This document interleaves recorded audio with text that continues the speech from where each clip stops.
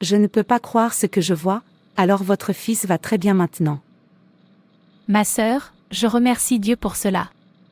Je ne crois jamais que Dieu essuiera mes larmes juste comme ça. Tu sais comme j'ai souffert dans la vie, aujourd'hui Dieu a mis un sourire sur mon visage à travers mon fils. Je peux voir ça. C'est incroyable, comment un enfant qui n'est même pas allé à l'école peut-il faire cette chose incroyable, même les gens qui vont à l'école, aucun d'entre eux n'est allé aussi loin. Ma sœur est Dieu, et il y a cet adage qui dit qu'une personne sera ce qu'elle sera, parce que Dieu est le propriétaire de la grandeur, donc l'école ne détermine pas à quel point un enfant sera grand, tout est entre les mains de Dieu. S'il dit que vous allez être grand, même s'il vous jette dans une fosse, la fosse deviendra une source de votre grandeur, peu importe où vous êtes ou le type d'origine dont vous venez.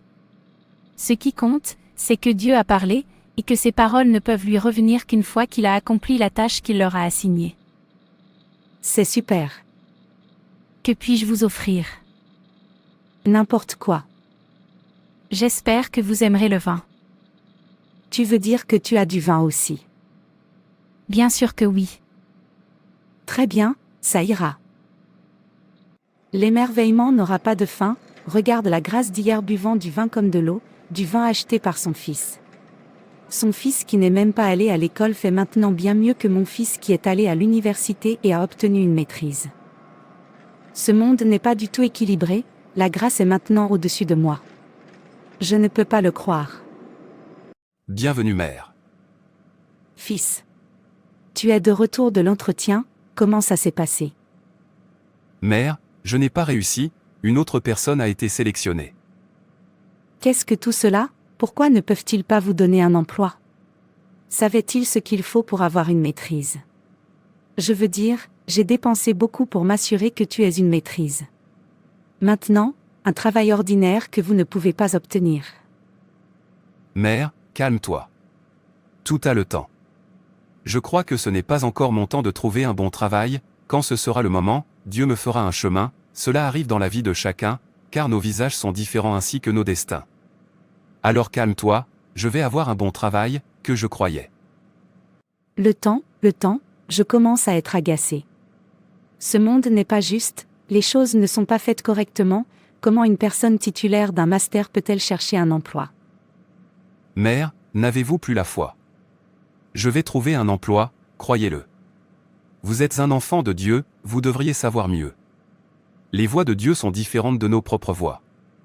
Ne soyez pas surpris, je vais enfin trouver un meilleur travail que ceux que j'ai perdus. C'est qui est Dieu? Laisse faire, tu sais que j'ai passé tout à t'entraîner. Oui, je sais, et il y a une récompense pour chaque travail, tout ce dont nous avons besoin est d'appliquer de la patience et de l'endurance et cela nous arrivera. Je sais que mon Dieu ne pourra jamais me faire défaut. Mère, remontez le moral. Bonjour, maman Pierre, où vas-tu? Entre, laisse-moi te déposer. Ne me dis pas que c'est ta voiture.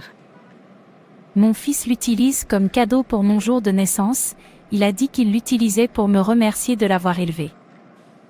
Quel gentil fils, utilisant la voiture pour souhaiter un joyeux anniversaire à sa mère. S'il vous plaît, entrez. Ton fils est merveilleux. Chaque enfant est merveilleux et précieux, il n'y a pas d'enfant que Dieu se soit trompé en créant. La seule chose que vous direz, c'est qu'ils ont des destins différents avec des moments différents. Une fois l'horloge chronométrée, le destin commencera à se manifester.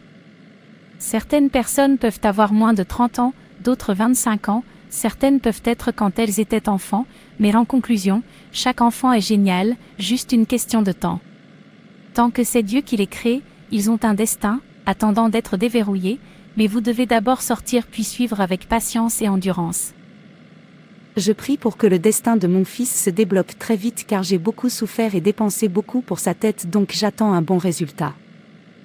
Mais votre fils est une star, bien sûr c'est une personne formidable, il s'en sortira bien. Je ne sais pas pourquoi il refuse de lui donner un emploi, cela fait plus d'1 an qu'il termine ses études, mais il ne trouve pas d'emploi. Calmez-vous, il trouvera un travail, je vous ai dit que chaque enfant a fixé un temps pour briller, peu importe ce que nous faisons, s'il n'a pas atteint ce temps, cela ne fonctionnera pas, car il est scellé par Dieu, c'est-à-dire pendant que nous avons besoin patience. Persévérance et prière, pour ne pas faire de faux pas à cause de la dépression, ni pour le faire très vite. Calme-toi, il y arrivera. Bon, arrêtez-moi ici. Je veux descendre ici. Bon, laisse-moi arrêter. Je ne peux pas croire tout ce qui se passe, Merci ordinaire est celle qui me donne maintenant des conseils. Je ne la blâme pas. Je blâme mon fils malchanceux et mon monde injuste. Si les choses sont comme elles sont censées être, pourquoi mon fils instruit serait-il sans emploi et son fils analphabète s'en sortirait-il bien? N'est-ce pas une injustice? Mère, tu es de retour, j'ai tellement faim. Alors que veux-tu que je fasse? Devrais-je aller voler parce que tu as faim? Je n'ai pas d'argent, j'ai dépensé tout mon argent pour vous former. Vous devriez être celui qui me forme maintenant, c'est comme ça que ça devrait être, quand les parents forment un enfant, l'enfant doit à son tour former le parent. Je ne sais pas pourquoi mon propre cas est différent. Mère, pourquoi dois-tu toujours me rappeler combien tu as dépensé sur ma tête tout le temps? Ne suis-je pas votre fils? N'est-ce pas votre responsabilité de me former? C'est aussi votre responsabilité de me rendre fier. Rends-moi fier et arrête de me déshonorer, à ton âge tu dépends encore de ta mère pour te nourrir. Tu devrais être celui qui me donne. Tu es assez vieux pour faire ça. Donc, je devrais aller combattre Dieu. Est-ce ma faute si je n'ai pas trouvé de travail? Est-ce que je n'essaie pas? Vais-je me tuer juste pour te rendre fier? Pourquoi me frustrez-vous? Il n'y a pas un jour où vous ne me rappelez pas à quel point je suis malchanceux. Je t'ai dit d'être patient avec moi.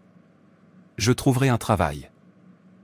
Je suis fatigué d'entendre avoir de la patience. Si vous savez comment les autres s'en sortent et rendez leurs parents fiers, faites le vôtre comme ça. Je sais pourquoi je te dis ça, parce que j'en ai marre de nourrir un adulte comme toi. Il est temps que vous sachiez quoi faire et que vous vous aidiez. J'ai dit mon avis.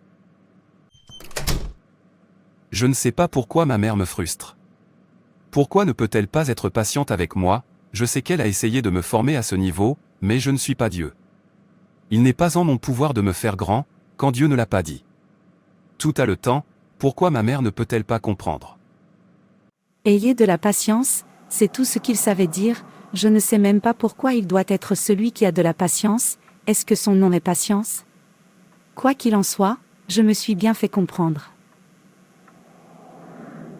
Qu'est-ce qui se passe ici? Qui a mangé la nourriture que je gardais dans cette cuisine? Pierre. Mère, tu m'as appelé. Qui a mangé la nourriture restante dans cette cuisine? Mère, j'avais très faim, alors j'ai pris la nourriture et je l'ai mangée.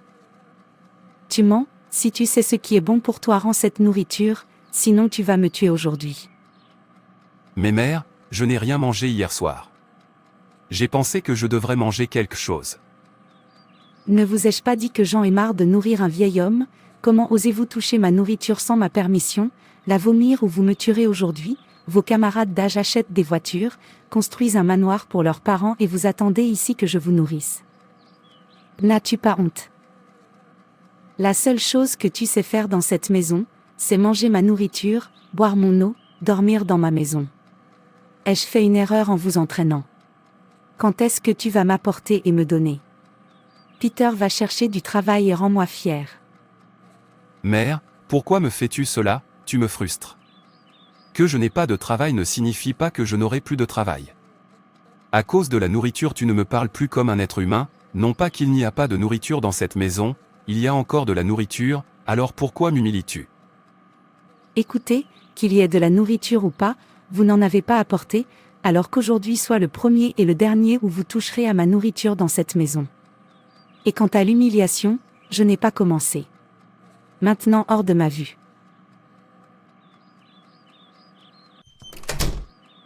Laisse-moi te revoir dans ma cuisine, alors tu sauras à quel point je suis sérieux.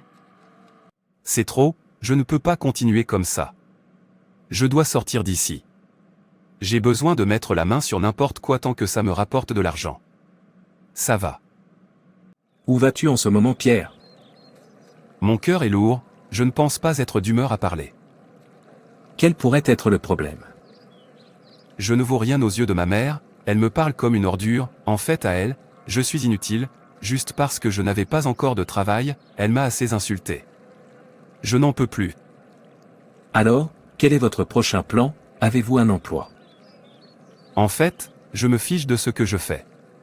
Je ferai n'importe quoi, pourvu que ça me rapporte de l'argent. J'ai pris assez d'humiliation à cause de l'argent, et je ferai n'importe quoi pour avoir cet argent. Ne me dites pas que vous avez permis à votre mère de prendre la meilleure partie de vous et de la remplacer par de la frustration. Rappelez-vous, aucune excuse pour le péché, et aucune explication ne sera autorisée sur la raison pour laquelle vous avez péché au jour du jugement. Vous êtes chargé de endurer tout pour l'amour du Christ et pour ton éternité. Tu ne comprendras pas, tu avais besoin d'être là, pour voir le genre d'insulte qu'elle me faisait toujours, elle m'a poussé si loin, je ne pense pas que je reviendrai, jusqu'à ce qu'elle me voie au niveau suivant et la regrette action. S'il vous plaît, répondez à cette question. Une personne qui a conseillé à quelqu'un de pécher pour échapper au défi, et la personne qui a péché à cause des défis, et le péché que la personne a commis à cause des défis, et les défis qui poussent cette personne à pécher, et Dieu qui a créé la personne qui a péché à cause des défis, qui est à blâmer? Bien sûr, la personne qui conseille de pécher, de surmonter les défis est à blâmer, c'est elle qui pousse celle qui pêche, donc elle est à blâmer. Non, vous avez tort, la personne qui conseille de pécher est un tentateur, et chaque enfant de Dieu doit faire face à la tentation, mais ne doit pas tomber dans la tentation. La tentation n'est pas un péché, mais tomber dans le piège, c'est un péché, et cela doit venir à chaque chrétien. Le surmonter est ce qui fait de vous un chrétien, les défis doivent venir à chaque chrétien, le surmonter fait de vous un disciple de Jésus et un candidat céleste. On vous a dit de ne jamais pécher, peu importe les défis qui se présentent à vous. Vous devez endurer parce que vous êtes dans ce monde pour lutter contre le péché, afin que vous héritiez du royaume de Dieu. Bien sûr, vous savez que le péché est notre ennemi, il nous sépare de Dieu et vole notre droit de naissance, notre demeure, notre couronne. Nous devons haïr le péché. Rien ne devrait vous pousser à pécher. Et Dieu qui vous a créé vous a donné des privilèges pour redresser votre tort. Il vous a donné le privilège d'être appelé son fils et sa fille, il a sacrifié son fils pour que vous ayez la vie éternelle. Tu ne devrais être rien, mais il t'a choisi sur tout ce qu'il a créé, et t'a fait l'héritier de son trône.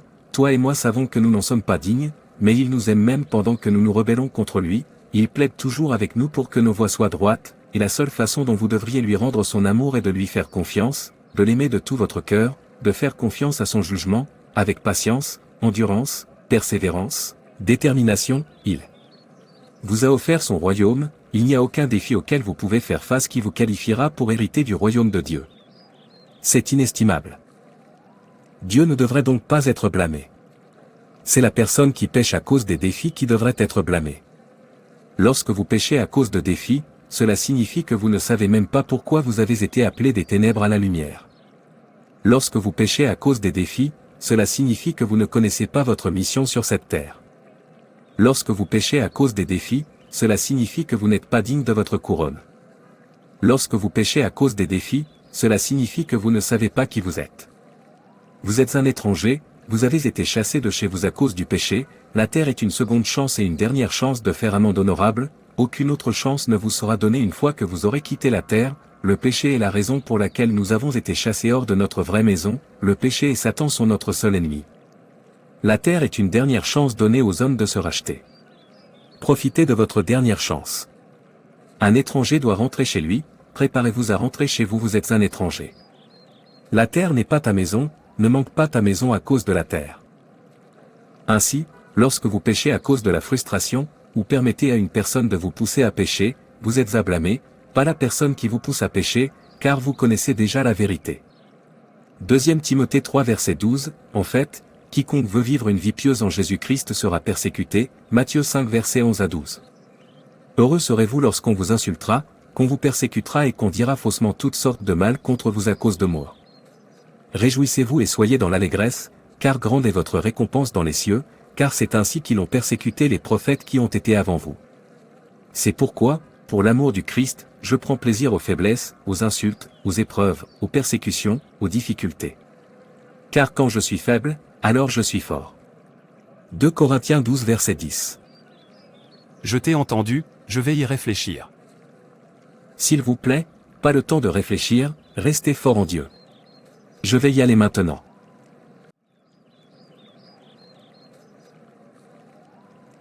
Non, l'insulte est de trop.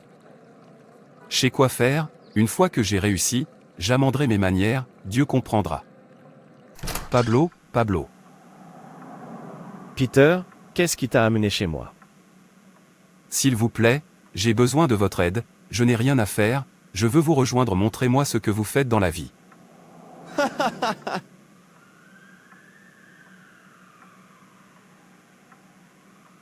Êtes-vous sérieux?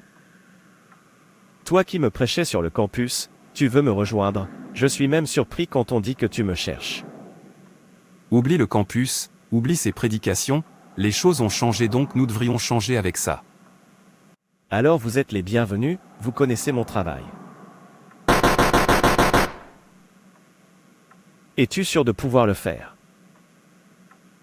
S'il te plaît, apprends-moi. D'accord, le voyage vient de commencer ce soir. Assurez-vous de ne pas les manquer, ils doivent opérer ici ce soir, nous les surveillons depuis longtemps, alors ne manquez pas cette occasion de les faire tomber. Sur monsieur. Écoute, ce sera ta première attaque ce soir, pas d'erreur. Ils sont là, souvenez-vous sans erreur, maintenant bougez. Oui, monsieur. Reste ici et regarde. Je regarde, continue. Mon cœur, mon cœur. Que se passe-t-il? Officier, c'est ma première fois. Vous êtes en état d'arrestation, maintenant bougez-le. C'est ma première fois, s'il vous plaît, croyez-moi. J'ai dit bouge, seras-tu jamais d'accord que ce n'est pas ta première fois, je te promets que tu vas pourrir en gêne.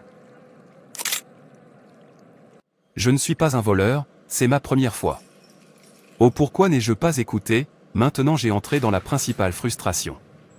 Mère, tu m'as tué. Madame, votre fils a été arrêté pour vol et on vous demande de m'accompagner au commissariat. Qu'est-ce que tu dis que mon fils n'est pas un voleur? C'est un enfant de Dieu, je l'ai élevé moi-même, il ne vole jamais, donc ça ne peut pas être mon fils. Le nom de votre fils n'est-il pas Peter? Oh non, non, j'ai poussé mon fils à la destruction. Je le cause. Je le cause. Mon cœur, mon cœur. Les grandes choses valent le prix élevé qu'elles exigent. Les vrais enfants de Dieu doivent supporter des phases transitoires d'adversité dans la vie, avec persévérance et état comme le psalmiste que même si je marche dans la vallée de l'ombre de la mort, je ne crains aucun mal. La vie n'est pas censée être linéaire. Ce n'est pas censé être une ligne plate de bonheur et de sourire pour toujours. Ce n'est pas censé rester le même, tout comme vous n'êtes pas censé rester le même. La vie évolue et change constamment. C'est une vague constante de hauts et de bas et de rebondissements. La vie est censée être un voyage. Une bataille difficile, une montée régulière et une marche sans fin à travers différents sols. La vie est censée être remplie de surprises, remplie d'agonie qui un jour se transformera en guérison. La vie est censée être pleine de difficultés, de tragédies et de célébrations. La vie est censée être remplie de jours tristes qui vous font vraiment apprécier les bons jours. Alors ne pensez pas que vous ne devriez pas rencontrer de défis parce que vous êtes un enfant de Dieu. Dieu ne vous a jamais promis un voyage en rose, mais il a promis de vous accompagner. Aucune excuse pour le péché, quand les défis se présentent à vous, affrontez-les avec joie en sachant que Dieu est avec vous. Merci d'avoir regardé. Et n'hésitez pas à vous abonner, liker et partager. Et rappelez-vous, Jésus vous aime.